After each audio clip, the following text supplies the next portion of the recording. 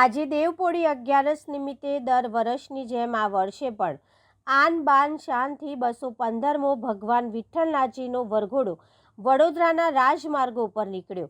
શ્રીમંત મહારાજ ગાયકવાડ દેવસ્થાન ટ્રસ્ટ દ્વારા સંચાલિત શ્રી વિઠ્ઠલનાથજી મંદિરે રાજવી પરિવાર દ્વારા ભગવાન વિઠ્ઠલનાથજીની આરતી કરવામાં આવી। આજે દેવપોળી 11 નિમિત્તે દર વર્ષની જેમ આ વર્ષે પણ ભગવાન વિઠ્ઠલનાથજીનો વરઘોડો વડોદરાના રાજમાર્ગો પર નીકળ્યો હતો। ભગવાન વિઠ્ઠલનાથજી ચાંદીના રથમાં બિરાજમાન થઈ માંડવી ખાતેથી વડોદરાના રાજમાર્ગો પર નીકળ્યા હતા।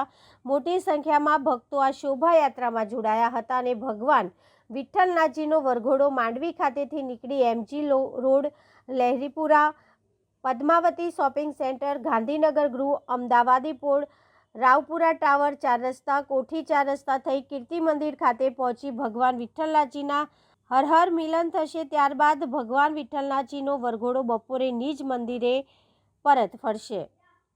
આજે દેવપોળી એકાદશી નિમિત્તે ભગવાન વિઠ્ઠલનાથજીનો 215મો વરઘોડો રાજવી પરિવારના પૂજન અર્ચન બાદ શહેરના રાજમાર્ગો પર ભક્તોને દર્શન આપવા માટે નીકળ્યો છે।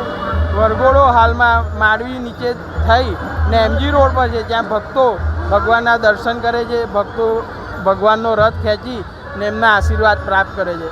આવી રીતે વરઘોડો ધીરે ધીરે આગળ વધશે। લહેરીપુરા, અમદાવાદી પોળ, કોઠી થઈ અને કેદારેશ્વર મહાદેવ પહોંચશે, જ્યાં હરિહરની ભેટ થશે અને બપોરે 3 વાગે આ વરઘોડો મંદિરમાં પરત પાછો આવશે।